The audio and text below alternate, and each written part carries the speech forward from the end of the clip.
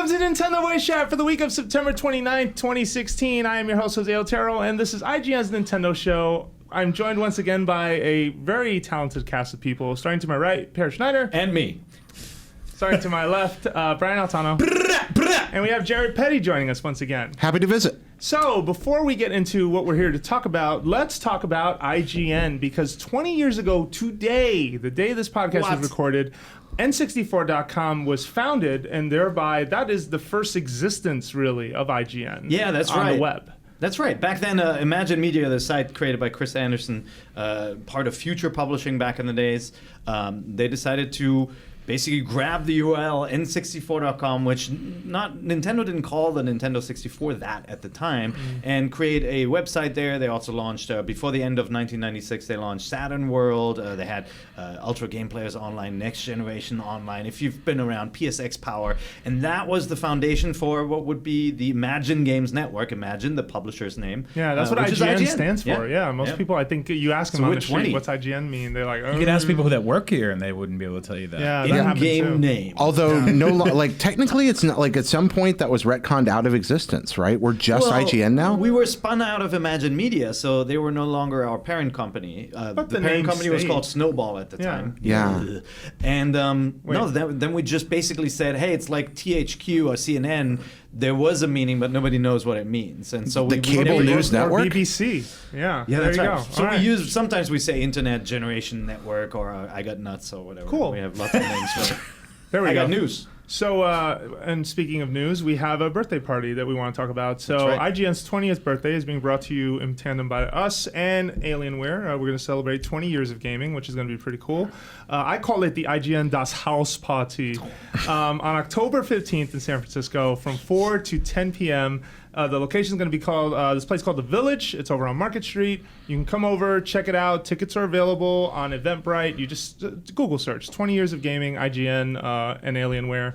You should be able to find it. Tickets are still available. Make sure you come check it out. Are we invited? Like, am I doing something on that show? Yes. No one's talked to me yet. I was on vacation. So they're planning right now the shows. We'll definitely have a lot of the IGN personalities on stage. We just did the Nintendo one, so we'll see if we'll be there. We did the Nintendo one? Was I here? We just did. We did a Nintendo house party, right? Got it. Nintendo voice chat one. I can confirm at this time that Sam Claiborne will be crowd surfing. Oh, very nice. That's going to happen. Okay. So that's on the agenda. We might not have an NVC segment per se, but we're going to be there. Okay. And you can talk to us and all. Okay. Yeah. Got it. So we'll be there. We may not have a show on there, but you can find us in the building, so that's fine. There will be representation of your favorite IGN personalities. There you go. That's how we do it. It's basically Brian. I'm working my ass off that day. All Brian all the time. Brian, it's going to be something like that. It's going to be awful. No, we'll have all Brian all the time. You'll see all the guys and girls you see on camera at IGN and us in the room, and you can I know ask GameScoop is playing a zany game show on stage, apparently. Yeah. So that'll be fun. And Maybe Steve not Butts for and the first time. Steve Butts and I, who's the EIC, we're thinking of some way for people to meet with us and kind of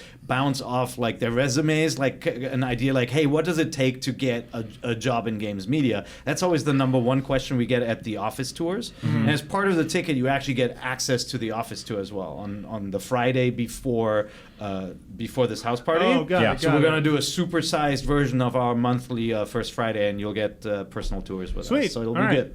So let's talk about games. So apparently for the past 2 weeks while I was gone, we promised to talk about Dragon Quest VII Fragments of the Forgotten Past. And that's all the time we have. Didn't. So we're going to kick Thanks for watching. This is my third week with these props. He keeps on bringing it out like little toilet. Play with me. If you were watching the video and wondering why, well, now we're here to tell you why. So Jared, talk about Dragon Quest VII Fragments of the Forgotten Past, which just came out last week, I believe, if not the week before, on 3DS. Well, once long ago, a PlayStation RPG, now reduced to a teeny tiny cartridge.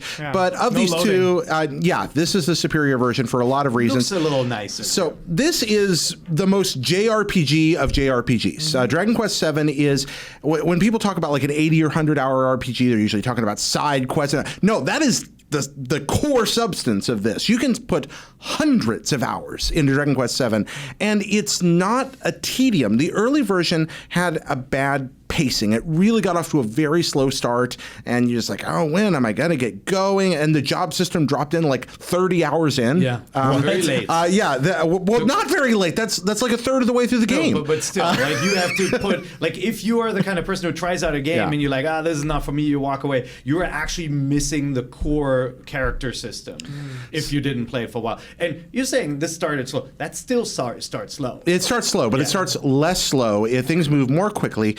And they do a better job of bringing you right into the story. The art's very nice. The characters, the enemies are right on the map. They've added neat little things like... they changed the battle system. It used to be a random battle style sort of game, an RPG. With invisible enemies on the map. That's similar to Pokemon, except not just in the tall grass. I mean, anywhere mostly on a world map you can get attacked. And now they have enemies that you will see, and you can choose when to fight them. Exactly. And this game kind of got short shrift back in the day because it wasn't a big cinematic RPG. And then that was an era when that was what people were expecting from their RPGs. This was kind of humble and low-tech looking and colorful and simple. Final Fantasy VII had come out. This was a late PS1 game. Final Fantasy VII. Imagine that world right there, right? Final Fantasy VII was the game that elevated what people thought of cinematic presentation in games, let alone RPGs, in a way that none of us thought. It wasn't just even that. It was even through marketing. It was just constantly showing you like a few seconds of something, a CG something, and you going, man, that world looks crazy. Yeah, it looks good. And Dragon Quest was always the,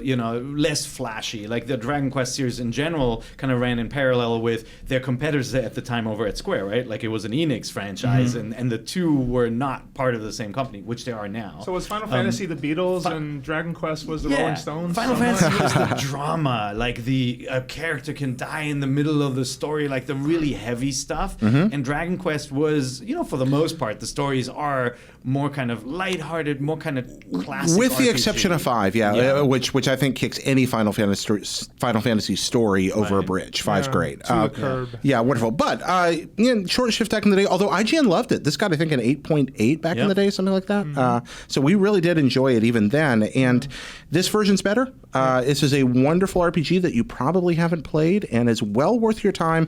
It's solid. It is the Snickers bars of RPGs. There's nothing like wow, that's going to blow you away, but also everything's just good and filling and fun. And you know what it has? It has the structure of kind of a classic level-based game where, the progression in the game is like you get the story, you get introduced to the main characters, and then there are a bunch of fetch quests. I mean, you do a lot of like, oh, now go back there and meet this guy again. Now ask that guy. Like, it takes a while to get going. But then the kind of the core hub, basically you collect these pieces and you unlock worlds and bring them back. And it has almost this kind of like level structure system where you complete a story and things get connected and filled out as you play. It's very charming. There's an aspect of time travel to this, right? Yeah, there's a time travel. Exactly. There's time travel and things that you do. Although it is a linear story, but the time travel is reflected well in the story. It's handled well. It's handled in clever ways. Also, there's a new feature. There's the ability to switch dungeons with friends and unlock new things through that. They've added that too. So so that's another cool thing you can do if you have DS owning buddies that you convince to buy Dragon Quest VII. So this is kind of I like it. Yeah, this is a really good lost gem. And good music too. Oh, gotta play music. it with headphones. Although I've heard the music is different, I thought, in terms of it's not orchestrated. Is that true? Did you guys notice? Like, what's the? It's all humming now. It's just I would play the. Well, it's a little bit. Do you mean it has a little bit more of a big bandy sound to it? I heard it had less actually. No, like big band, like less orchestra, more kind of like it sounds trumpet, peppy. drum, and it's very peppy. I think it sounds great. Yeah, I think so too. It's okay. I've heard some orchestrations back when I lived in Japan of Dragon Quest music, and they kind of sounded more like the game sounds now. Whenever they took the original kind of like 16-bit soundtrack and orchestrated it, it sounds a lot like that. Here's the pitch: if you can play one Dragon Quest, play 5.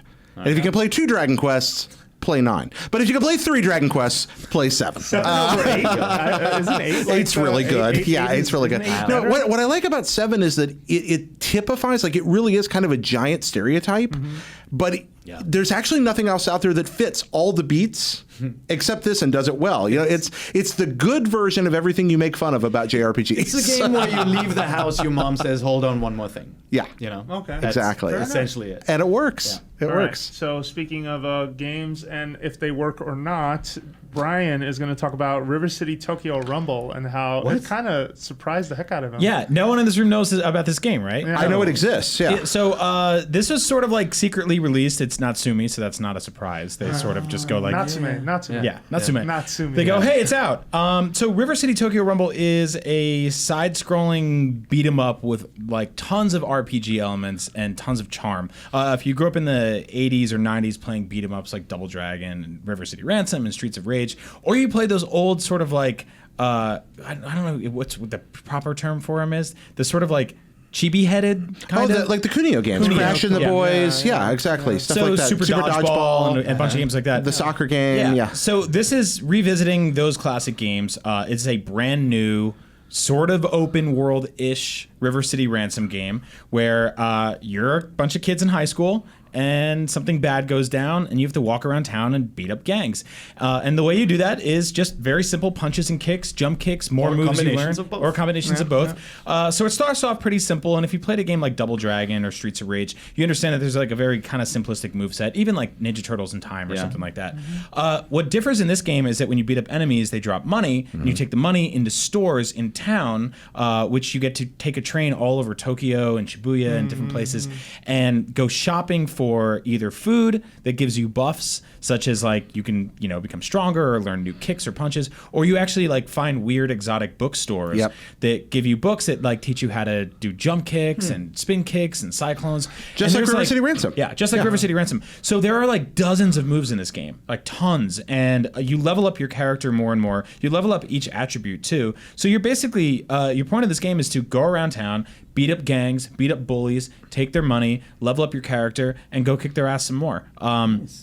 You like it? I love it. I love it. What system can 3DS. people get it? Nintendo 3DS. And it actually does some really cool stuff with the 3DS in terms of like you can, so it's the sprites are 16-bit, but the backgrounds are polygons. So you can actually like hit the shoulder buttons and pop in and zoom in on them, or go street level and pull back. So it's like a weird sort of in the way they did like the classic NES series, the 3D NES games, or like the 3D Genesis games, where there's the background and there's a 3D sprite in the front. So the graphics actually work really well. That whole effect is very well pronounced. And the music's great. It's really catchy and has one of my favorite Easter eggs of all time, but I will not spoil it on the show. I have 3 questions I want to ask you about Yes. this. First, how does it match up to Scott Pilgrim, which in a lot of ways was this like very Scott similar Pilgrim. game? So you're talking about specifically though the Scott Pilgrim game. Yeah, the Scott Pilgrim by game. Ubisoft. Right, because Scott that had Pilgrim, really good the music. book and movie were influenced heavily by River City Ransom. Then they made a great game. Yeah, how does this match up to that game? The game is actually a great sort. The Scott Pilgrim game, which is one of my favorite co-op games of last gen, is a really good sort of cover song of River City Ransom, I'd say. Okay. In this, there are still boss characters and stuff like that, but this does feel a lot more old school, and I mean that in a good way. Like Scott Pilgrim, I think a lot of the like effects were a little bit over the top, and it kind of leaned into the 16-bit era a little bit more. This really feels a lot more 8-bit. So that's awesome. What were your other Second questions? question. How does the local multiplayer work on 3DS? Because when the River City Ransom NES port came to 3DS, the multiplayer on local networking kind of sucked. Does it work on this one? So this has a bunch of multiplayer modes. One of them is a full-on dodgeball mode, which is just the original dodgeball game, which you can play. Yeah. Then there's a Smash Brothers style 4-player beat 'em up mode, which works. And I wasn't able to try local co-op because I only had one copy of the game and I have no friends. Okay, but there is that 4-player. That's not true. Yeah, that 4-player is based on a thing they did in Japan, so that's all. Okay, so, and then the last question, do you see Kunio's naked butt in the sauna in this one? I was not able to find saunas, but you can kiss the girls that work in burger restaurants. Wow. Yeah, Okay. that's not an just a option, smile. and You actually get a kiss. It's free. Living the dream. Yeah. Yeah, there you go. So yeah, check that out. If you're looking for sort of like a nice, like kind of think you just casual, sold them on it. Yeah. Yeah. If you're looking for like a nice casual beat 'em up style game on your 3DS, there really aren't a lot of games like that. Yeah. And Not these days. Yeah, and it's kind of a calm before the storm with Well, it's the. interesting because we kind of lived through where every game was a beat 'em up game. Yeah. Like it was that 90s period where it was like Final Fight, The Simpsons, Yep. X-Men, Double Dragon, everything. Double Dragon, but Double Dragon and River City Ransom were kind of the I feel like the two games that sort of led the pack, at least until like Fatal Fury showed Yeah. up years later. And then every Batman game ever. Yeah, totally. Batman Returns, Batman Super doesn't like to Nintendo. do anything but And Double Dragon and River City Ransom, both by the same developer. That great moment at the end of River City Ransom when the Dragon Twins come out and the Double Dragon music starts playing. This is so Crossover. great. This is it. Oh, And even Battletoads was a Yeah, even product of Battletoads for sure. Although time. that had like that speeder bike sequence, which was Yeah, unplayable. hated you all. But no, you're right in that the 2D beat 'em up genre was awesome for a very long time, and just like the 3D platformer genre just kind of disappeared. Yeah. So I'm hoping we get to see more stuff like this. This is a wonderful little game. I believe it's on the eShop right now. So go check that out because you probably need a game like that on your 3DS. Sweet. All right. So next Good up to hear. on the list is the Pokemon Go Plus, which I am wearing right now. So if you don't know what this thing is, it is Nintendo's portion of the trifecta as Pear searches his pockets and finds his. and Yours is everyone's blinking. Is blue. that okay? Yeah. No, I think he just hit it by accident because I don't think it's paired. So this is an accessory. Paired. If you're still playing paired, how about that? If you're playing Pokemon Go, this is an accessory so that you can put your phone away and focus on where you're going and not walk into a hazard or something more dangerous. Yeah, Sam talked about it a little bit last week and brought his in too. Got it, But I okay. think we forgot to mention that, when you encounter a Pokemon that you don't yet have, it blinks yellow, which Yeah. is really important, Okay. right? That's kind of like the cue to say, hey, important beeper, doctor, right? Like Yeah. that's when you got to take out your So phone. I actually Right. and I actually do want to talk about that a little Yeah. bit. So obviously you guys have laid some groundwork for it, but it does sort of notify you whenever Pokemon are nearby, whether Yep. you've caught them or not. It notifies you when Pokestops are nearby, whether you've passed them or not, or actually when you're about to pass them.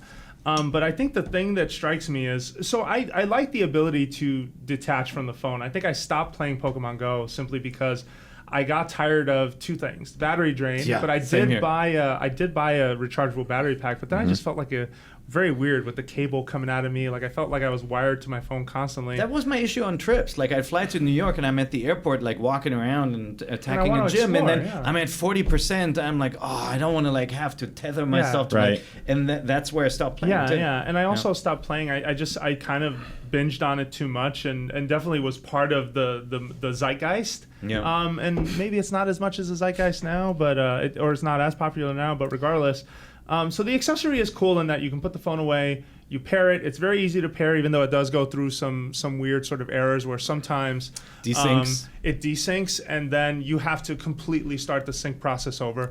Also, the manual, like inside of the packaging, was like the bare minimum. It was Really? like, Really bad, Just go to settings, pair with the app, and then when I paired it with the app, the funny thing was I had done it before I downloaded the update to the app from the Google Play Store.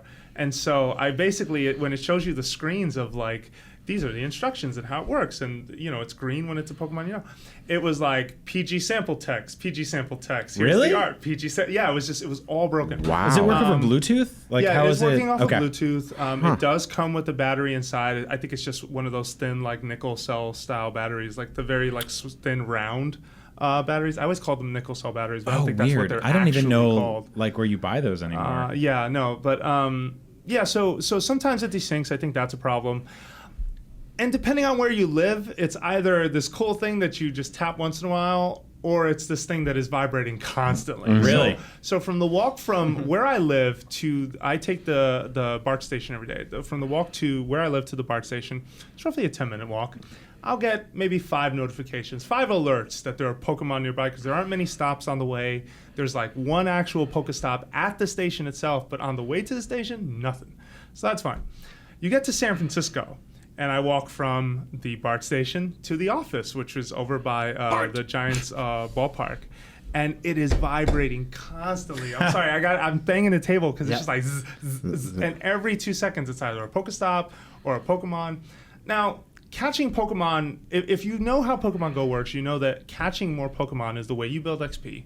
And thereby, the more you catch, the more you're sort of feeding into that. Once you hit level 20, you feel disappointed when you catch Pokemon because the XP jumps are so small. You're Right. like, this is going to take forever. Yeah. Whereas with the accessory, it's easy to just catch, throw them all away later, the ones you don't want, because you don't want that 10 CP Pidgey, and then, you still go about your day. But Grind him into candy. Yeah, grind him into all the candy. But you basically go through those motions. But yeah, it just becomes two things. First of all, it's like playing the game with your eyes closed, I feel, because you don't have the app out. That sounds so you don't know fun, right? You don't know what you're catching. You just want to catch. That can be fun just in terms of that you want to gain your XP to get your next level, but it's not actually fun. I agree with you.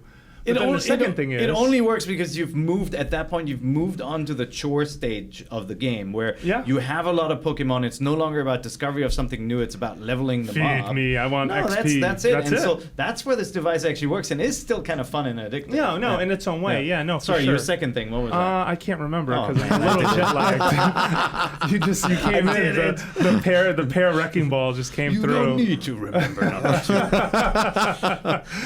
But I love and I hate it a little bit because I feel like if you live in the city, it's a little bit more of an annoyance than it should be. Whereas if you're out on a walk, just out somewhere where there aren't as many Pokestops, it feels like it's more interesting. Secondly, actually, now I remember.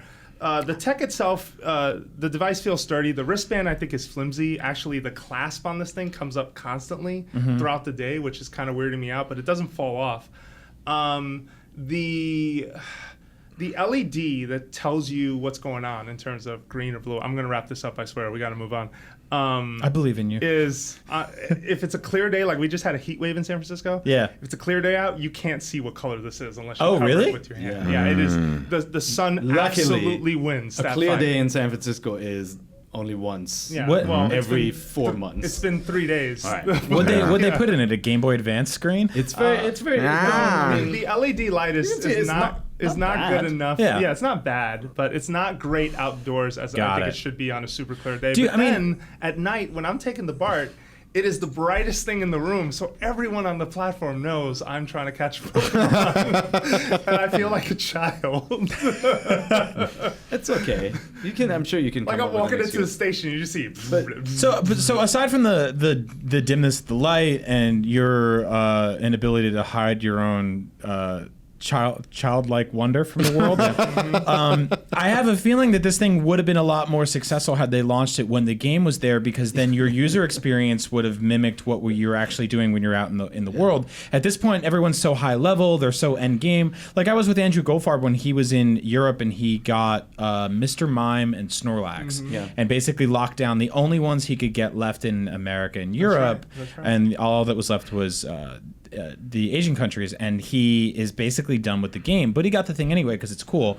Well, he's done with one aspect of the game. Yeah. Some folks have been focusing on like the battling portion of it, and this thing does nothing for that. Right. If anything, though, the last thing I'm not mentioning is that it does it counts your steps towards hatching eggs. And hatching eggs is actually a great way to get battle-worthy Pokemon, essentially, because they have better stats, and you want better stats if you're going to be taking. And now with the you get more candy that way too, because you have the buddy system. And sooner or later, new Pokemon are coming, and then suddenly you have a cool new accessory that you can use in the way you always have. I think when that second wave hits, I think the popularity for this thing can shoot up if it didn't do well out of the gate. Those are the two negatives. Like it should have been there at launch, and honestly, it should be cheaper. It's $35 now. I mean, like think about it. Like you can make a Game & Watch and sell it for a price of this kind of thing, something with a display, and this doesn't make sounds. It doesn't display anything. It does feel good though for a $35 like device. It's not chintzy. But is this something that can get? I bought some Bluetooth things that I'm just like, what is this? It does have a little heft to it. Yeah. Is this one of those things that can receive firmware updates or anything, or is it locked? Is it pretty much locked in? Bluetooth devices, I believe, can. Can you play a primitive form of Simon on it? Huh? Right. No, but that would be interesting. Like one button Simon. Yeah, one button Simon. You'd never get it wrong. It'd be great. All right, so let's move on to Sonic Boom. Is it A Tale of Fire and Ice? No, Sonic Boom, Fire and Ice. Okay, so it's a Game of Thrones reference. George R.R. Martin. Yeah, exactly. Yeah. Sonic. The bloodiest Sonic game on the planet. I did not encounter any bloody scenes in this, but there was plenty of fire and plenty of ice. But yeah, it was good. I reviewed it and had a very good time with Sonic Boom. Did you like the first one? Did you play it? I didn't fool around with. You're talking about I was just console curious. Sonic Boom. I was going to say, there's. Are you talking about Rhyme of Whatever or? No, what is it called?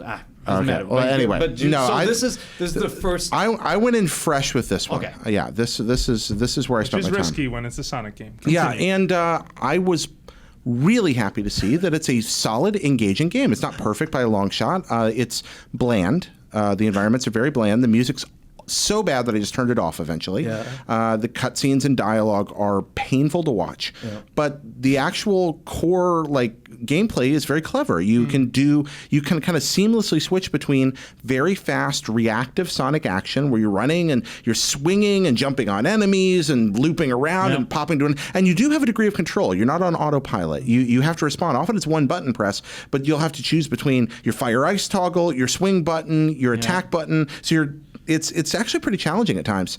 Fortunately, the game's very forgiving. It does get ahead of itself sometimes, but when it does, it's very nice about the checkpoints, and you're just right there again, ready to go. But it balances it with at any moment, I can just be like, I want to explore. Okay. And the levels, it's the same level, and there are these really nice mapping systems, so you don't get lost, and you're just like, oh, I want to go see what's over there in that little alcove. And there's all kinds of collectibles. There are secret levels hidden in there, so it's like you don't just find 3 little hammers or something. I mean, you can do that, but you can also find an entire stage hidden over there with a challenge to it, and then a trading card reward for that. And then on the world map, there are optional stages that are clearly marked as optional, and they're like little shooter sections, and there's little racing sections, and it's fun. You mostly get to play as Sonic, so you don't have to fool around with his annoying friends if you don't want to. You're only forced to do them for a very limited number of levels, and actually all of them they range between fine and kind of fun. They have to, Knuckles can dig, and there's a kind of a whole cool digging mechanic that works. Or Tails has a gun, which is actually quite useful. About time. But you don't need them. 90% of the game, you don't need them. You can switch just on the fly. You can play as Sonic. The game's fast. The exploration makes sense. Good. I liked it. I like Sonic when you can run fast, but back in the Genesis days, I came right off Mario, and I run across this level, and I'm seeing all this cool stuff down there. I'm like, I don't know how I feel about this. I really like the sense of speed and going through the loops, but I feel like I'm constantly missing something, right? And the way the game was structured, it wasn't structured in a way that it encouraged exploration per se, right? Like back then in the days. But then it also had these confounding spikes sometimes, where you're having a really good time running fast, right, and then you're dead, and that's something they struggle with over the years. Again, it does occasionally happen, but when it does, they do one of two things. One, the ring system works in your favor, and they pop you back right before that section. Okay, and you just keep going. That's great. Or the checkpoint's right there. I gotta say, those games though have always felt to me like just the most natural speedrunner game, but for everyone. It was the mentality was just not to quote a meme here, but gotta go fast. Yeah. But to me, part of it also led into it almost felt like a race course. Some of my favorite Sonic levels, and I haven't been a fan of a lot of the games, but I've been a fan of a few of them, have felt like it is about that optimization of point A to point B, and what can I pick up along the way to make sure that I can survive the next few stages, and whether the boss it be lives fight, or rings or what have you, or Chaos Emeralds, whichever one you want to do. Yeah. But no, I agree. It is a struggle though, because you do feel like you're just running by things, and you're like, "Well." Yeah. Those are my fondest memories of any Sonic game, is when you're just going super fast and you don't have to care about pickups, and you just feel like you're in the zone. You're hitting the button and you're at just the right nailing time, it. Yeah. and you're not slowed down by an artificial now defeat 15 people kind of fight or something. It really was well done. You didn't have a lot of that stuff in there, great. and no, the enemies are very generic and forgettable. I have rarely seen a duller game world. They have these really neat mechanics, but you don't care about what's happening around you except that sense of keeping going. It's all about Khaleesi. Yeah. It's funny. There were moments where I was like, I almost felt like they'd ripped off some of the best stuff from Klonoa in places, but they were always tiny gasps of that. So you feel like you could tie it together and have made something really cool. And I think they're one game away. I think, but this is a good game. I don't want to besmirch it, but it does have some issues that keep it from being what it could have been. But it is. You asked about whether I played Sonic Boom right now. I'm going back and trying to remember. I honestly wonder if I blocked it from my mind. But I played a lot of Sonic stuff. Yeah. And this is... It's a return to form. This is solid. It's a return to form and some new ideas. The fire and ice mechanics, I do want to talk about that because that's in the title. They're great as a reactive. They give you another button to press instead of some others when you need to figure out what to do. I was really hoping for the kind of cool Ikaruga stuff because you're always either in fire mode or ice mode, and they didn't do as much with that as I'd have liked. Okay, but it was still... it's still absolutely worth your time if you enjoy a fun arcade game with some clever exploratory elements. Very cool. All right. So then rounding out the list is that I played the NES Classic Edition. So this happened on Tuesday. Got off the plane Monday, but I swear I remember everything that happened. Talking about the mini console. That plays the set of NES games. That was announced in July. That is coming out November 11th. I got to see the UI. I got to play it, even though I've played those 30 games before, and it is possibly the best emulation on a Nintendo system to date. Like the best job I think they've done with the whole thing. So, which is really awesome to hear. Yeah, well, if you own Wii, they got it right off the bat, but Wii was not an HD console, right? So if you plug that into your TV, it looked fine. With Wii U, it went back a step, simply because no. What's going on? I don't even know what's happening. I tried to be subtle. With Wii U, yeah, totally. It wouldn't have worked anyway on video. So this man's typing on my keyboard. Anyway, so coming back to the point, the whole idea is that you have your classic games. You have 30 games on the system. Yeah. You have on Wii U, the emulation took a hit. Like if you played a NES game or a Famicom game, if you're a Japanese Wii U owner, or if you play in Europe, you already know that they don't look good. Everything looks slightly squished. The colors look faded. It looks bad. Right. It didn't have those native games. hardware modes that the Wii They're had. dim and they're dark and they're washed out. And these are games I've bought. Something like Super Mario Brothers 3, which you remember as being bright and colorful and iconic. Yeah. On the Wii U is washed out. On the 3DS, it's a little bit better, but still sort of the same issue. Well, if I remember correctly, when we launched, I remember reading that there were actually native hardware modes to support some of those consoles built into it, and those were stripped out, right? Isn't that what happened? Yeah. Yes. I didn't hear all of that because I'm jet lagged. I'm sorry. Like I was also showing Per. Repeat that one more That's time. okay. I Are you guys doing chat over there? Yeah, we are. I said if It smells like elderberries. Elderberries. I don't even know what that means. If I remember Well, you are correctly what from you the eat. Wii launch, Jose,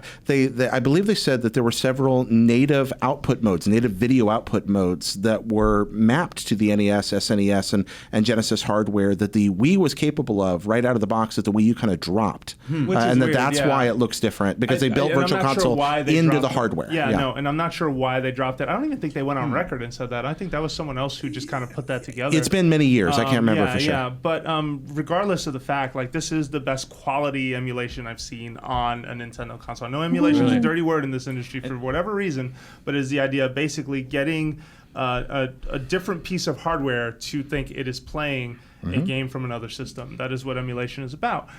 So you have three viewing modes built in. You can revisit the 80s in all of its blurry glory and put on CRT mode. It's like a filter though, right? It's a filter that adds scan lines to it. It doesn't do, I know some CRT modes on some games, or even some PC emulators, there's sort of a rounded edge applied to it as well, where like they sort of fake it, like to give you that old TV look. Yeah. No, this one I didn't notice that, but I did notice that the image looked like what I remember that game. That's what I wanted to ask. So it's not just like a mushy eagle filter; it actually looks pretty good. Yeah. Oh, that's like great. Someone smeared Vaseline on the television, which is what 80s televisions were pretty much all about. CRTs, cathode ray tube. You should look it up. See, the games actually look different in Europe. Oh, did they? Because our TVs, PAL TVs displayed, for example, the color red very differently from NTSCs, what you guys use. So like the first time I saw the games in NTSC, I was like, whoa, that's not what I remember. This is all wrong. Get out of here. What did you think? Mario had purple pants? Yeah. Like, Yeah, the reds are not very strong on the old PAL sets. Oh, that's good to know. I didn't know that about it. So then there's a 4:3 mode, which is essentially TV aspect ratio somewhat, but without the scanline style filter on it. The difference being not much. Like, I mean, obviously, like there's clarity to the image because it doesn't have that filter applied to it.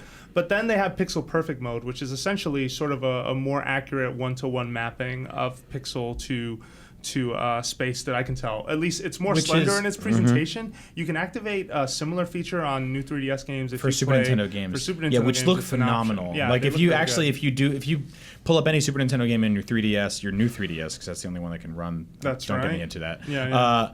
And you try playing it in like the regular sort of widescreen. The default setting looks very stretched and blurred, and then you go into Pixel Perfect, and it's gorgeous. Yeah, Nice. yeah, and 4x3 I think is a little stretched. I wouldn't say blurred, but definitely a little stretched to it. But then you go 1:1 with the whole pixel perfect, and it looks great.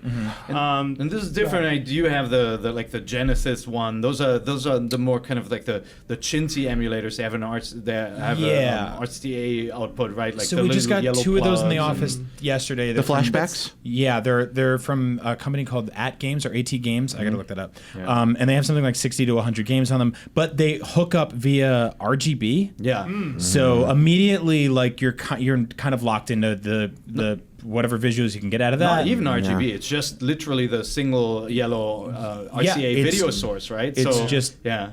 What GB? RGB, you have the distinct colors and 3 cables. This one is just the single plug, so it's going to look really bad. Yeah, which I wasn't even able to test on the monitor sitting on my desk. Yeah. So this one is This has using HDMI. a single HDMI. There is no RGB output to it, but the emulation does look really good. I can tell you that. How's the the interface sound? is really smart. The sound is good. The sound is just as good as I remember. And they did some clever things with sort of the menu screens. There's a demo mode, so if you leave this thing just on, it'll essentially kick into a demo mode where Mario and Luigi vie for control of the screen. Excuse me, and then it'll pick a game at random and show the attract mode from that game. So if you're not familiar with what attract mode is, basically something from the arcade era that would just give you a peek at how a game worked mechanically. I mean, of course, there were instructions written on the sides of the cabinets, but you can see gameplay and get an idea of how something worked. Some games later on, like Super Metroid, revealed secrets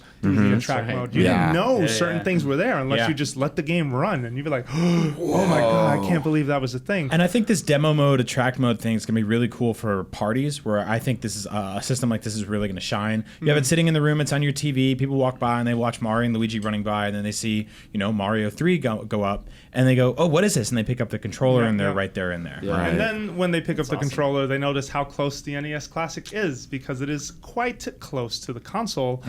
So the cable looks...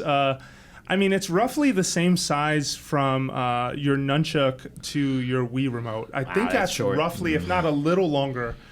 You got to hold this thing, and you saw it for yourself. Like, you basically went out, you stretched your arms out, I want to say from here to here. Like, I don't know if you've ever done archery. I haven't. But it's sort of like holding a bow and pulling the arrow back. That's about as far as it goes. Yeah. And when I tried it out at Comic-Con and held it up, I was immediately remarking at how gorgeous the system is, how perfectly they nailed the controller. All of that stuff is just absolutely spot on. But that cord, I was like, hopefully this is a prototype. And I know it led to a lot of people who immediately jumped on Amazon and they started buying these $7.99 extensions. Cables and stuff like that. You shouldn't buy the extension cable. I'm going to tell you why right now.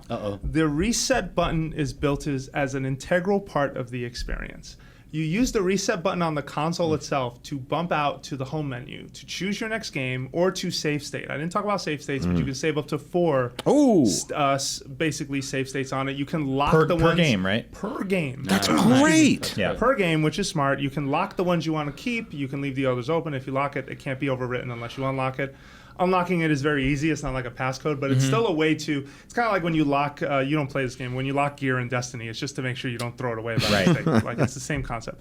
But the reset button... So the console needs to be within reach. Now, I'm not sure why they went with this, whether it was just a move to sort of... I don't know if it was a move to just be like, oh yeah, we want to keep it as classic as possible, or just a cost-saving measure, to be honest. Or they didn't want to change the design of the NES controller itself to have a reset button on it. Because I feel like that would make up for it.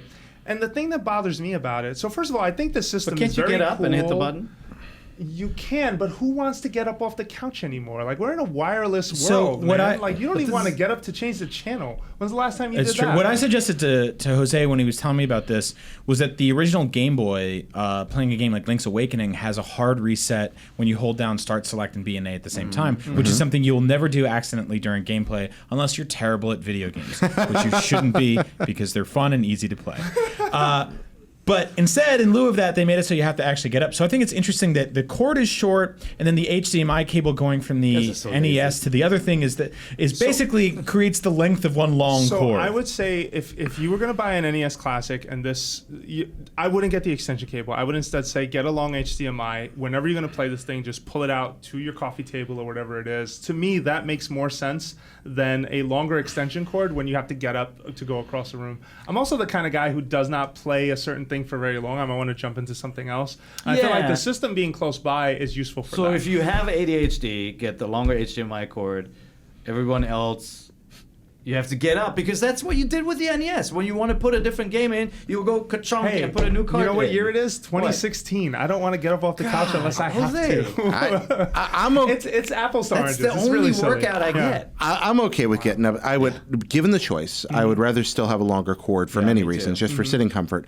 But honestly, I prefer the controller not to be changed. And while Brian, I think you do raise a good point with pressing all 4 buttons together as a shortcut, I think that would have been the ideal solution. But what if I want to punch Mike Tyson with both my fists, a star punch, and pause the game all at the same time? You literally can't punch Mike Tyson in this game because they put he's not in it. the Mr. Dream version. Well, there you we go, punch then. White Tyson. I can only punch Mr. Dream. All right. Well, there we go. But you will be getting up to press that reset button if anyone ever starts Ice Climbers, which is a tragically terrible game and should not be on this system. I kind of like It Ice still Climber. is. Oh, come on! Thank you. Kinda like Ice Climber. Somebody in the Anyway, room. I like your tip about the HDMI cable because you Tragically can terrible. you can get It's a bad game, but whatever. you can. Yeah. Urban Champion is a better game than Ice Climber. Oh, no. Yes. No. Yes. No. What are you talking take about? that back. No, That Ice Climbers is a game about jumping where you can't jump. No. Urban Champion No. is a game about fighting where you fight. Where you nailed can't it. fight. Good We're night, done. Mic Drop, Ice- 2016 remix. Cut his mic. Ice Climber does something very clever that I've never seen another game do. Yeah, it gets no probably happens in a sequels place- ever again, and you don't have to think about You're it. doing this. You're doing this Done. vertical climb that's all about, you're cutting holes above you to keep going up. As you advance and the screen scrolls vertically, the holes you cut to get up become the hazards beneath you. You're creating your own Brian. hazards That as doesn't you mean it's go, fun. That and means it's actually really no, clever. If the platforming was better, it would be fun. But the concept, the thing, that's the secret sauce. That's what you don't know. The only hazard beneath us is Ice Climber itself. I like Ice Climber, and it's also a two-player And Urban co-op Champion game is better game. from an era that weren't Yes, many. Yeah. Get out. Yes. Anyway, nah. if you have another player sitting next to you, play Bubble Bobble because it's infinitely superior. Yeah, that's a really great But game. that being said, I think you did give them a money-saving tip because those extension cords for your Wii or for the controllers for this thing are $8 each, and they're third-party and they're not HDMI great. are cheaper. HDMI you can probably get for $5. Yeah, That's true. a longer cable. The only thing is, watch someone doesn't trip, but that's a whole nother discussion. Regardless, we've got video of this thing on IGN. You should check it out. It's actually a pretty cool deal. I had a really fun time with it in the half hour I had with it. Great. You also pulled up footage of it that you're publishing on IGN soon, and it's one of those magical moments that I will share in of the 20 years that we spend here together here at IGN, where 10 people gathered around a computer to watch something, and they were all standing behind you, geeking Watching out, 30-year-old watching 30-year-old NES 30-year-old games being NES. played off of a laptop, and I thought it was fantastic. Yeah, no, it was a good time. Wait till you see the UI on this thing too. It's Yeah. a throwback in every way possible. It looks like an old Mac. It looks. They did a nice job. Yeah. From Yeah. everything we've seen so far. Yeah, I'm It's so really nice. happy to hear that. That's great. So real stuff. quick though, this hasn't been available for pre-order on any store other than I believe Target so far, which sold out pretty quickly. Like, is there any chance we're going to be able to pre-order this They on wouldn't Amazon? answer that. I would imagine that meant that Target took pre-orders without allocation, which is a dangerous thing to do as a retailer, because you can end up not having enough to fulfill the demand. That's what United when has does with their Nintendo ever flights. failed to send enough hardware? No, It's try to find a crazy, even Pokemon Go this little Plus. thing. I'm joking. I would say, joking. hopefully, with the timed coverage of this, my assumption is they were going to. I don't know. Right. Maybe by the time you're listening to this, just pop on over to Best Buy or Amazon and see if you can find But it. Jose, it's like, it's amazing that they're still having these issues. I mean, like, we said this about the Go Plus before. This should be at the checkout counter of Safeway. Yeah. This should be everywhere mainstream people with their phones are. Instead, first of all, they don't know it exists. Yep. And second of all, it'd be nice if the game really kind of drove it home that you could be using it. Yeah. Right? Yeah, And second of all, they if- do that about if- Amiibo. if We you- go, an ad about Amiibo in a game. Where, like, I'm just playing the other side here. Like, I think that at the same time, you do end up opening that side of it. You're only gonna get a Pokemon Go game once. Like, this was a tremendous phenomenon where lots of people played this game. I agree. To not know them that this exists, to not tell them, to not put it where they're shopping for Well, stuff, it's just silly. so I'll put it this way. This is the same story. It's like hardcore gamers want this thing, but it's this constrained sales channel once again. The day this was announced, the internet was insanely obsessed with it. They were all over it. We were more excited for a Nintendo product than we've been in years. Which is weird because you've played all these games before. It doesn't you matter. own all these games Yeah, right now. but It's a tiny NES. Hardcore gamers. Jose, like, you say you no. But I do find that part of it kind of funny. Like, I'm not saying it's bad, and I'm not saying that people should be ashamed. I'm just saying it's kind of interesting how jazzed up people are about it when these are games that, at least if you own a 3DS or if you're like one of the 14 to 13 million people who own a Wii U, you probably own these games. Well, if you listen to the show, you own these games too, and you're in that sort of that circle of Nintendo already. But this was for people who are lapsed gamers, for people who haven't played a video game like this in a very long time, who love the look and the nostalgia, the retro feel of the NES console, even the marketing, the packaging, all that kind of stuff. Yeah, all of it is aimed all to that fanfare. This is the glory days. But the fact that this is an HDMI capable plug and play solution, and it's for sanctioned. And it's sanctioned, so it's Nintendo, so you know it's going to be high quality, and that games list is solid. Yeah, that's a really, from Ice Climbers. really good collection of I would games. kill probably Pac-Man on there and put Castlevania 3. You would kill Ice Climbers and put Urban Champion. I would There's kill something Super wrong with C it. and put Contra, which I don't understand the issue with that. There's another 70 River City NES on games there? that I want to be on there that aren't. But by and large, it's I mean, Namco Pac-Man, who cares? Like the port, the NES port. Right. The NES port, I don't remember it being all that special. But anyway, I think we're getting in the weeds. I agree. I think the pre-order situation needs to get figured out. What the heck are you guys doing? Hello. And hopefully by the time you're listening to this, you're either able to pre-order it or you're still angry that you're not. Yeah. Well, at the very least, they'll get to check out your footage of it, which looks really cool. Yeah. Thanks. Yeah, make sure you check that out. So we are going to take a break, and when we come back, I have an interesting NX topic to talk about. I know we've been hitting that nail a little too hard, but I promise this might be the last one until something real shows up. NX? So we'll be right back. Sweet. All right, Break what's the break time? 47:02. Break All right, Jared, you're Thank free. you for having me. I really absolutely. appreciate Thanks, it. man. It was a delight to visit. Sweet. Oh, he's taking his toys. Yeah, I'm taking my toys and going home. I'm taking my toys. I'm taking my toys and I'm leaving. All right. Goodbye. Right. Oh, you Thanks, want to move Uncle over Jared. there and I'll get. Oh, that's terrifying. Look up, Jared. What's this? Oh, motherfuckers. Somebody put Max in the door. Yeah. hate that thing. A Max Claiborne. Oh wait, is that what I called him? Scoville. You saw the photo of the of that guy in the wax museum, and it looks just like Max. It does. No. Yeah. I tweeted it. He had. We should have Max stand right next to him in the same pose with the same look on his face, and then take a photo and see what happens. Yep. All right, cool. We're back. You guys ready? Yep. Oh, Ice give him a Climber here is second. not Yeah, ready. Ice Climber's not. Yeah. It's really your name on You this really show. hate that game. Ice I don't Climber. think it's a very bad game. Yeah, I'm no. gonna call you Popo from now on. I hate Popo. Don't call me after the cops. Yeah, exactly. All right. All right, 3, 2, 1. And welcome back, Jose Otero here with Brian Altano and Per Schneider. Bye, Jared. And, bye, Jared. Jared had to go, but you can find him, Petty Comma Jared on Twitter. Yep. Make sure that you follow that man. Good people. So, man, it is the last week of September. Yeah. And Nintendo still has not announced its next gaming platform, or at least revealed it, showed it. Obviously, it's been announced. Which has sent a lot of fans off a cliff in panic. I feel like every other message board, There's a lot of like anger. 10 NX threads. And folks just like flipping out about when. And we're here with you. We're waiting patiently with you for the most part. We're holding it in. Yeah, the tea kettle is just whistling at this point. It's The Nintendo store can't tweet out we're closing the upper floor for an event without people going NX. Oh, you know, Is it here? no, it's Jenny Cumberstone's birthday party. Or hey, we're doing Style Savvy upstairs. You want to come join us? Exactly. You can make a dress and call it an X if you want. People are ready to know what the heck this thing is. Yeah. And some people are probably ready to pre-order, but that's never going to happen. Yeah. Well, if anything, I think a big lesson needs to get learned from the one lesson to take from the NES Classic Edition is that get your pre-order situation definitely together for this thing, just because you want it to be big. But regardless, here we are. March 2017 is the release month worldwide. We know that.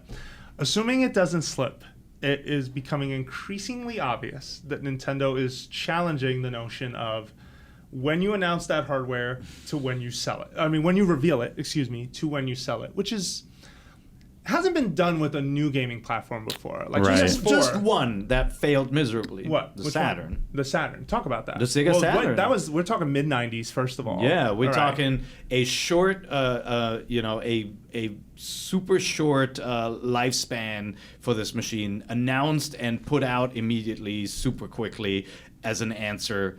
Wasn't it also expensive? PlayStation won that war. The Saturn? They undercut him. Yeah, no, and it was basically like, hey, let's get something out quickly to counter the PlayStation in the market. Sorry, I didn't mean the Genesis didn't have a short lifespan, but the Saturn certainly did. Yeah. And like I remember at the time, retailers were very upset because Sega announced the console as a surprise and did the Apple thing. By the way, now it's in stores kind of thing, and retailers are like, nuh-uh, we don't have any shelf space for this. Yeah. And it may have been something to do with the timing, that the retail market was different, because certainly Apple does that nowadays and can pull it off, right? Yeah, well, and this was 20 years ago when you didn't have social media, when the internet was not the vehicle that you could put out YouTube videos and social blasts and Facebook and a Pinterest post if you wanted, just to continue to advertise and get in front of people's faces. Not your the same world. It's not the same world. Yeah. And clearly Apple takes advantage of that. I mean, Right. iPhone 7, from announce to release, what do you think the window was? It was, 10 days? A week? It was 2 weeks? 9 days. Yeah. From the start date, it was announced. So it was right between on my first two September guesses. 7th. Yeah, and released on September 16th. Yeah. Now, Apple can do this because Apple is the wealthiest company in the tech business for the most part, if not one of the wealthiest, right? Got a lot of money in place. They know, they try to keep a secret. I mean, most of the stuff got out, but didn't matter. Like, and if anything, we'll see how much it hurts them that they took out the headphone port. But for the most part, there seems to be a positive reception around the phone itself. I bought it. I love it. Yeah, despite not changing the body itself, right, for the most part.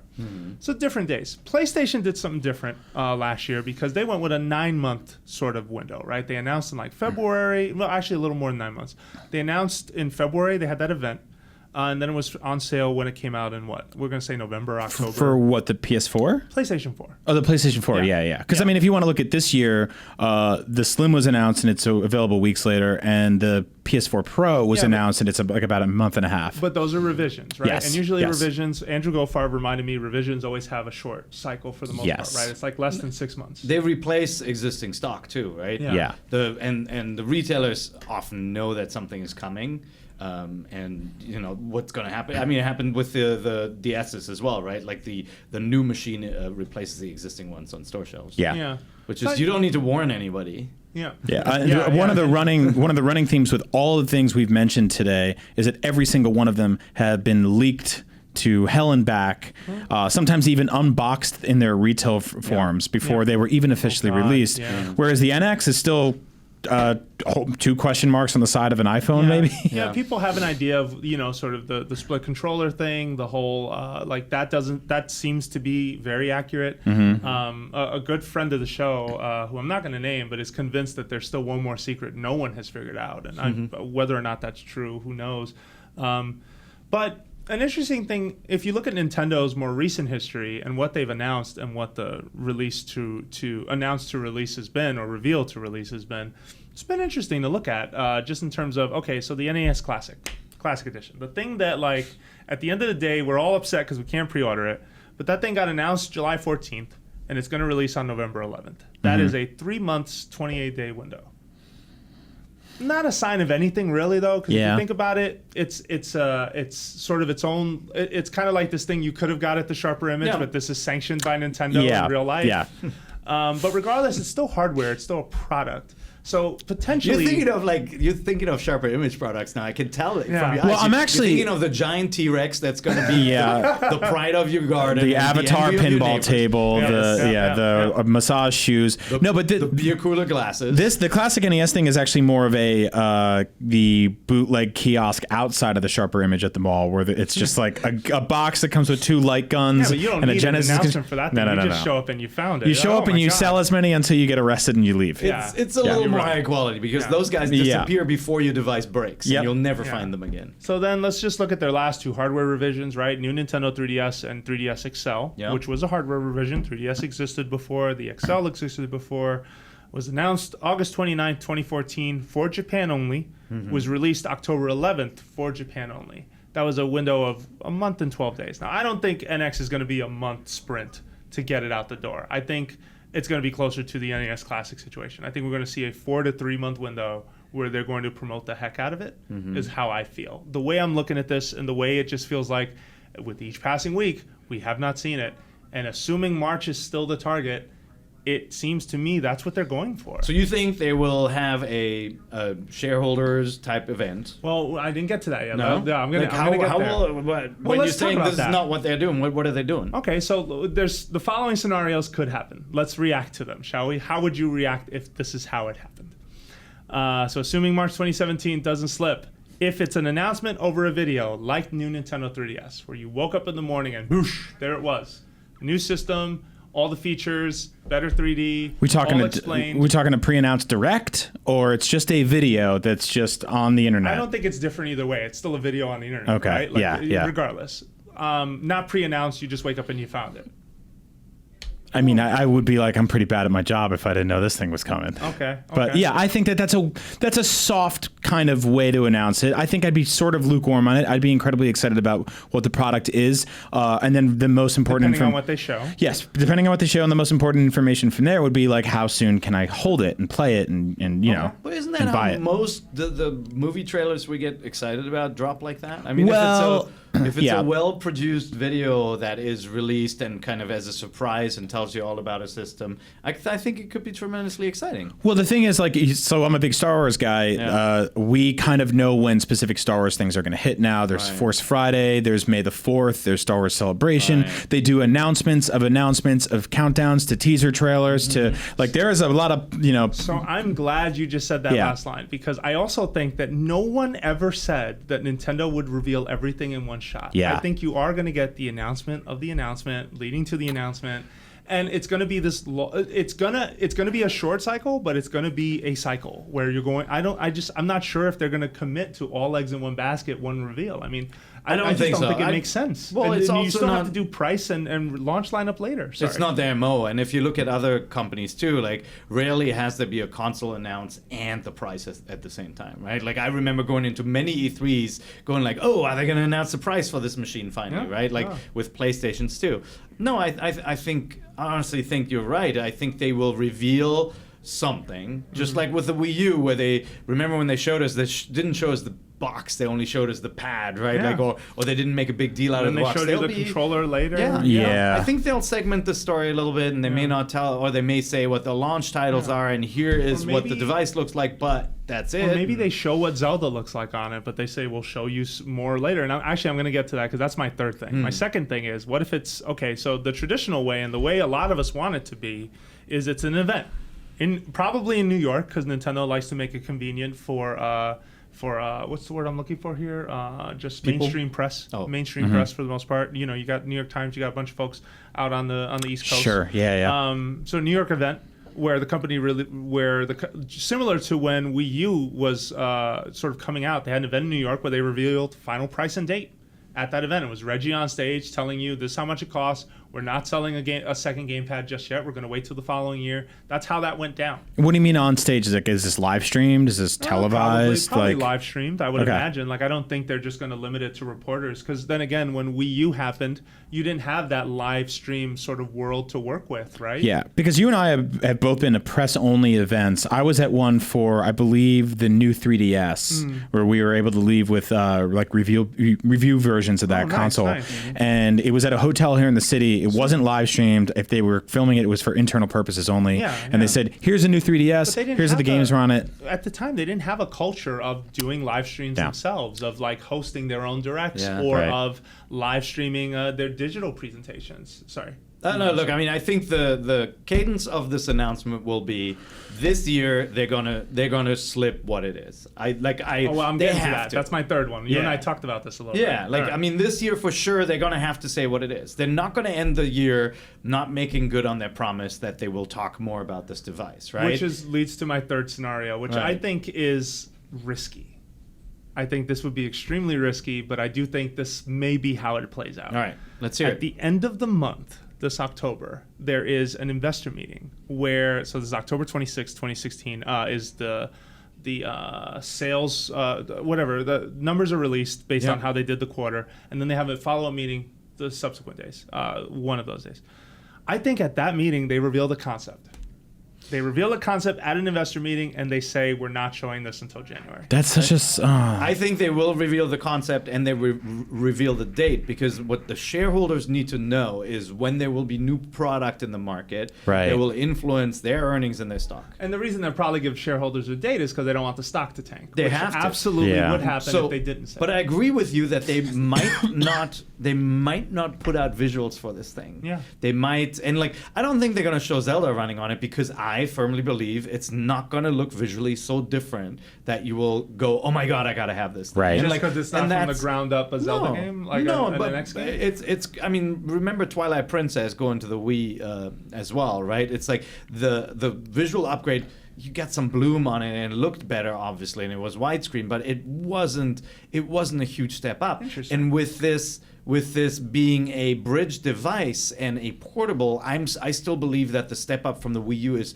not so marked that everybody's gonna know. Okay. I agree with you on that. I would be so happy and so pleasantly surprised, but it's hard to make a device small, portable, and have that sort of power. And be cost efficient for Yeah. a consumer to want to buy, especially in a day where like everyone wants to play a game on their Yep. iPad. How the heck are they going to play a game on your system? Like you have to sell them on that vision, and you got to sell them well. I do think it's gonna. He said it's gonna look better, but look better can mean bloom. I Look feel like better they can downplay mean- that. Right. They've never come out and said, "Oh, wait till you see it on the NX." Well, but they've never been a tech-focused company that way, right? Think about it. When does Nintendo ever want to talk about technology? Well, they've said you will say "wow" about this but thing. that's not teraflops. That's not so RAM. That's not. Old guy here was alive during the N64 era, and Okay. that's when they pushed tech a lot, right? and then like they they stopped. pushed speed that CD-ROMs couldn't keep up with this. It'd be all load times, which was true. Mm-hmm. They talked about the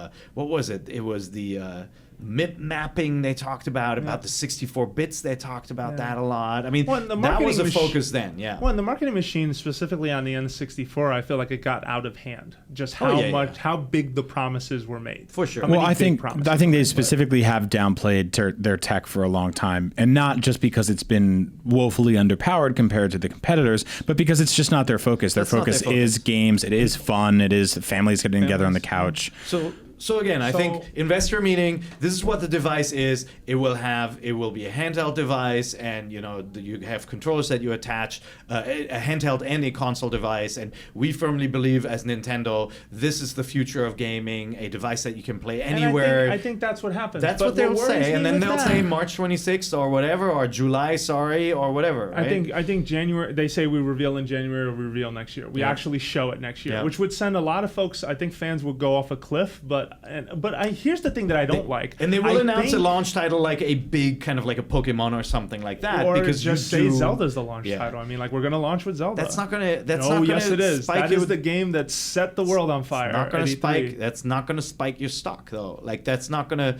That's not gonna Dude, get you're your talking investors about excited. Game of show at E3, Doesn't and matter. it was the only thing you brought, and it was the game that universally everybody wanted to talk about. That's the expected product. They need something. They need like the dude from Pokemon Company to say, "We will make a game for this machine," even if he doesn't say launch. So here's title. the thing: you didn't They let me will- say they though will what say I think is something. bad. So I think this is a bad scenario because it turns into a messy game of telephone, which is what happens with Nintendo's investor meetings Yes. in general. Yeah. When the message gets translated across the sea.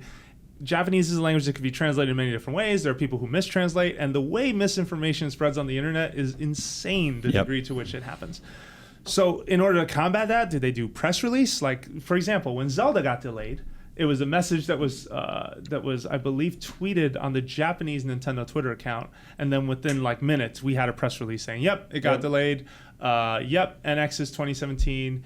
Yep, this is the only game we're bringing to E3." I think those were all part of that same night. It was like the Nightmare tour. You remember that? Yeah. When we all came in and we were like, "Oh my God, what happened?" I think they'll do that again. I'll think they'll have the spec fact sheet ready for what the machine is. But not specs in terms of how detailed it works and RAM and processor. They never do that. They might announce the chipset, for example, and say we partnered with this company. They're awesome at making possibly portable Or chipsets, right? Like that kind of Yeah, thing. or possibly a video that summarizes the details, but in English and for Europe and for every other territory, that just kind of spells out light details and says we're going to talk about this more later. And I think the reason why they don't go full Monty in October, if they are going to say something in October, is because the excitement will just kind of dissipate in the very vibrant October, November game release market. There'll be a lot of good-looking games coming out.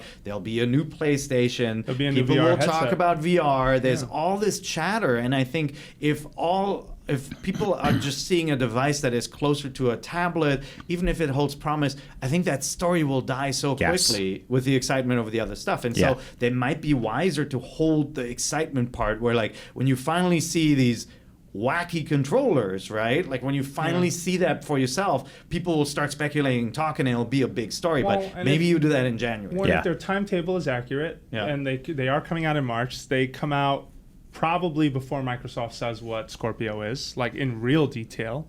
And they basically sort of have that window to themselves. That might be another reason this is happening. Like getting out of the holiday sales period for a lot of us is a mistake, and I agree with that. Yeah. But it does give them a chance to own that message on their own and not have to worry about a competing device. Yeah, it'll bump is into the other. Scorpio. I think it'll bump into Scorpio's storytelling simply because Microsoft has now had 2 positive months. They've got the Xbox One S out there, which is gorgeous. I'm playing Forza, by the way, which is amazing, right? Yeah, Like I really need there's to a play that. lot of momentum for Microsoft right now, and so I think it would actually be an issue if they talked about Scorpio too much too early, too. Yeah, you know? no, I Right. think Which means it'll be right outside that window. But also, It'll I mean, go with NX. Not to jump into the console war here a little bit, but in Microsoft case, they are absolutely capitalizing on the opportunity to talk smack. Oh, yeah. Because Sony had their event in September and it did not go well. Well, they it showed other wasn't- cards. You know, and Microsoft has yet to do that, really. Yeah, so, well, and it wasn't even an exciting set of cards. Yeah. I think that was the weird thing there. Where like, okay, so technical superiority is cool, but you know what? When Apple talks about the new iPhone, Apple doesn't mention the old one, and if they do, they just tell you it had a price cut. They don't tell you you're not getting slighted. But I understand why that happened. Yeah. Sony had to. This hasn't been done before, where we've had an iterative hardware update that actually legitimately was a higher spec machine to some extent. 32X. yeah. I know, no, they're examples. It's never worked that same way. It's never worked, and there wasn't a lot of excitement around the message either. It was very dry. There was just not a lot exciting about it. That was a shame to see because these guys have been the console leader for this gen. Yeah, they built a really good machine. Yeah, they built a great machine. And Microsoft is countering Sony did an awesome job so many E3s ago where they took Microsoft to task and said, this is how you share a game with your friends. And it's like, this is a machine built for gamers. That's Microsoft's message now, right? Like they completely reversed from it only does everything, now it's an Xbox, to this is a gamer device. So I'm so curious to hear what Nintendo's message will be. Yeah. Well, like Nintendo how will they have to acknowledge though that the one half of the market plays on these devices, the other half of the market plays on the consoles, right? Absolutely. I need to know.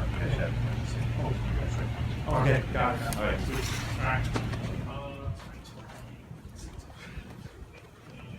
You shouldn't scare us like that. Jackass.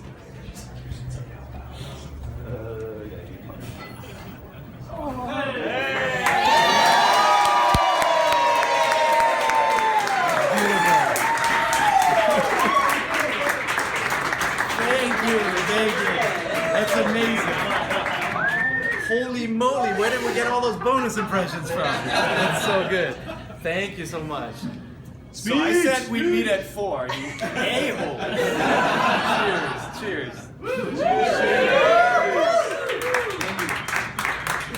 That's beautiful. Put your phones down, damn it. This is all for me. That is so cool. Well, thank you all for coming to my surprise birthday party. I don't really know what to say other than it's been a pretty crazy story. I did a little bit of a tweet storm today. If you guys see just kind of like the story, it's still freaking mind-boggling. Like I found the photo of the original editorial area at IGN at Imagine Media in Brisbane. It was four seats in a really terrible corner with just a lot of junk, and And then now we've got this giant building with a lot of junk in it.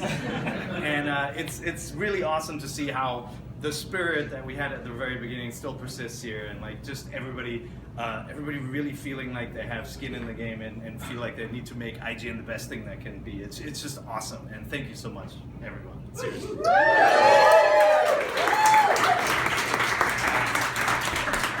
So, apparently, editor-in-chief of IGN, Steve Butts, just tricked us all. What you didn't see if you're listening to the audio version is that Steve showed up in the doorway with the grimmest look on his face. Grim, not grimace. And said, he is. Do you ever see the Penguin in Wallace and Gromit? Like he's got that like dead face that he can do. Yeah. Like I thought something was seriously wrong. He said there was an emergency, and so we all stopped the recording equipment, got up, and left the room. And then the cameras started following us because in celebration of IGN's 20th, they planned a little birthday for the site. And of course, you have to have the founder, one of the founders of the site, at the birthday party. So apparently we were the cover for this event, but I was supposed to know and I didn't. I missed the email. Wow. So a lot of people are like, good job. And I'm like, I didn't even know. Well, the whole joke is I had planned it for 4 o'clock and we had ordered like cupcakes and beer and like made t-shirts for everybody. So I was going to surprise all you guys at 4, but then they surprised us at 3:45. Yeah, they got you ahead of time. Yeah, that was great. I got a giant check for $0 and 250 billion bonus impressions. That's a lot of impressions. What I will say is, if you want to see what happened, check out the NVC this video of the video of this episode on YouTube, because I asked for them to put in specifically the walk to the big reveal with the cake and all that. So you're going to be able to see it if you go there. Just go to youtube.com/Nintendo Voice Chat. You'll find it there. Hilarious. I forgot where we were because we were on fire. We were talking about NX and how they're gonna not give us everything, and then they're gonna probably do it in the new year, leading up, like building the excitement in the new year for the launch. Yeah, and securing that window for themselves. How do you feel about this? You look concerned. I don't like the idea of any of this being soft launched or soft announced or half announced or investor announced with no public facing correspondence or imagery or video or anything. I think this has to be the way, and they were just at one, but the way Apple handled the iPhone 7, which I know had its own share of problems and rumors and leaks, and we had heard about the iPhone headphone jack and all that stuff like that, and Amazon put up early versions of cases, and I'm sure, you know, it's usually France is the one that snitches early or something like that. They've got like an external battery charging pack. Oh, whatever. I love France. I think that this has to be something where they just go, here it is. And Miyamoto was just on stage at one of these. So they know how this goes. Oh, you think he went, oh, this is cool? We I think it was good to see him on stage again, first of all. At any stage. At any stage. Yeah. But second of all, I think it's just that you have to get out there and go, hey, we have a very special announcement. We want all of our friends to be there. We want the internet to tune in. Everyone, we want to let you know what we're doing next. Yeah. You're lucky that was That's it. That's our show. Objection. I want to push back a little bit on that, because I not push back, but ask you. But do you think that the tighter cycle of announcing it to releasing it, is it enough time? Do you think that could be enough time to spread them? And I'm asking you both this, to spread the message of what the hardware is, what the concept is, the launch lineup, and the price? So first of all, I actually think next, like, if they do this kind of soft announcement for the shareholders and the world kind of thing, and then they do more next year, I do think they'll do a real event. Yeah. Because unlike with... I think they're still reeling from the Wii U, and they need to go out there and they need to make a big show about why this thing is special. And it's not just like a 3DS revision.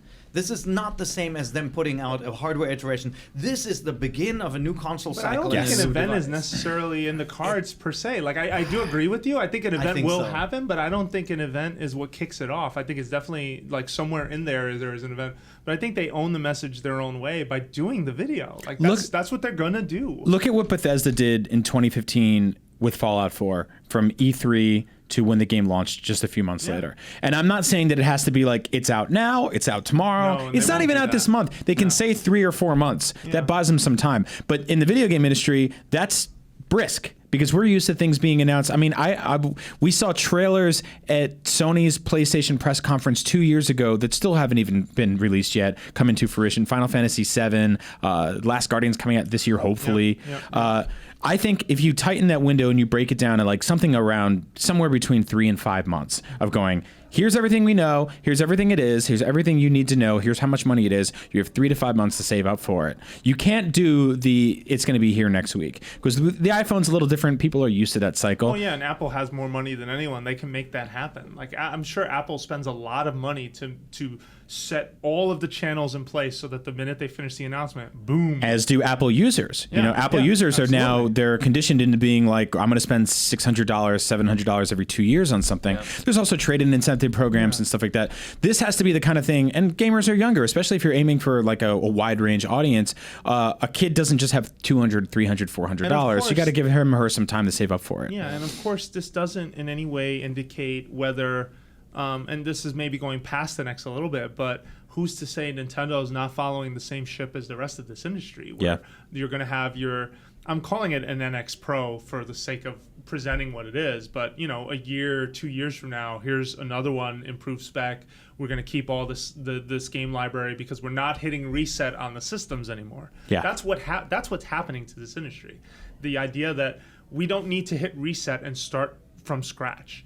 I'm really curious, even when do we hear about PlayStation 5, if that's the case? Like, is there such a thing? Not for a few years. Yeah. I mean, I hope not, I mean, I think that depends on the messaging of what the Xbox Scorpio is actually positioning itself as. If they go, the new generation of Xbox begins now, then that's when the new generation of video games begins. It starts with them, right?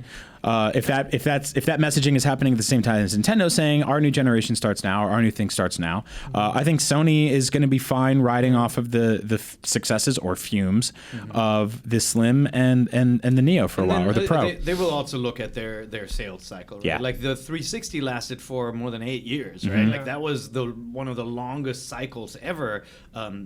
That generation, because the machines were still doing well, and they got bolstered by these online networks and like people playing games entertainment for a long time, options, all those kinds of things. I mean, like Xbox, if anything, was the leader on like Netflix, and like at least we obviously did really well, but I feel like a lot of people I know didn't jump in until like Xbox became the stealth home media everything device where you can watch every form of entertainment on it. Yeah. Right. Like, And now that that's your phone. Yeah. Or your laptop. Well, and everybody has multiple Yeah. ones, so it's no longer that big selling point, and that's Yeah, probably like, I mean- why Sony doesn't worry about the Xbox having a 4K Or Blu-ray the drive, PlayStation right? having a 4K Yeah, Blu-ray yeah. drive. Well, because you kind of land early on what your favorite Netflix machine is and where you watch Hulu, and like I've been doing that on PS4 for a few years now, and the idea of watching Netflix on my Wii U is just something that doesn't happen. Yeah. What I think is funny about the Scorpio, by the way, and the announcement is like it is almost the beginning of a new generation. Like,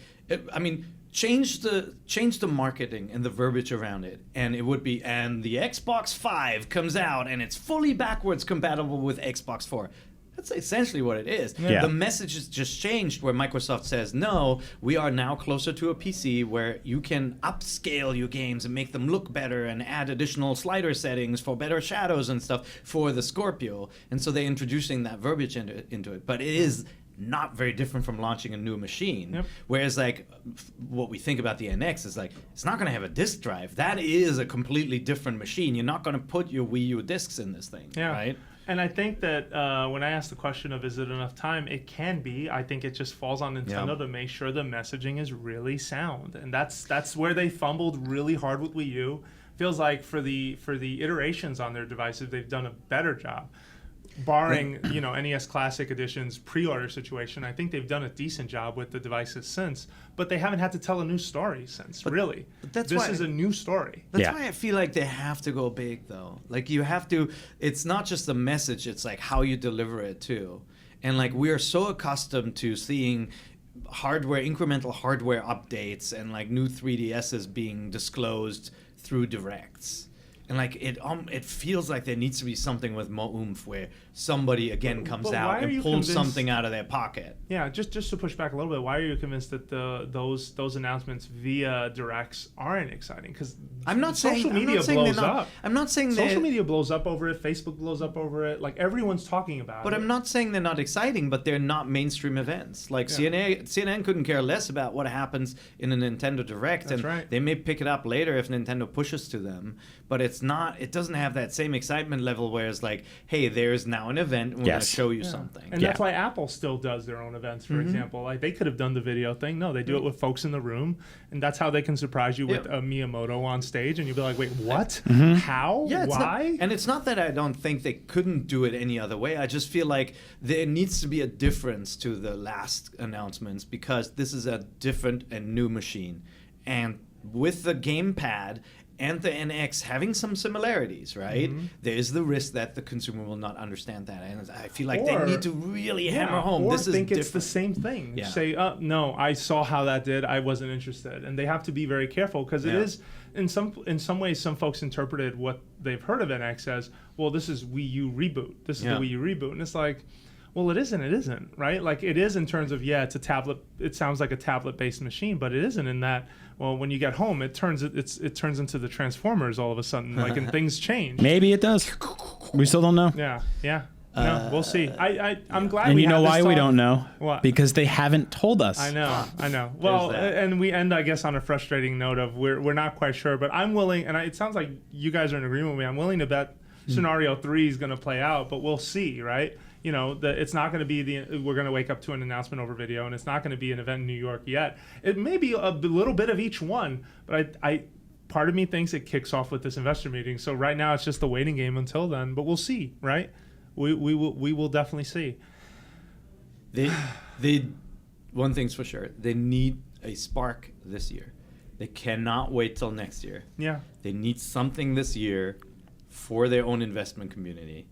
And then, whether that is small or big, we don't know, but our bet is that it's probably a little smaller than the full review. Yeah, and whatever, we're either right on this or we're wrong, and it's purely speculation. Don't sit there, reading tea leaves for very long. Are you going on vacation again, or are you here? No, I'm here. Jose is here now. Good. I'm not here mentally. I'm still Anytime now. Yeah. All right.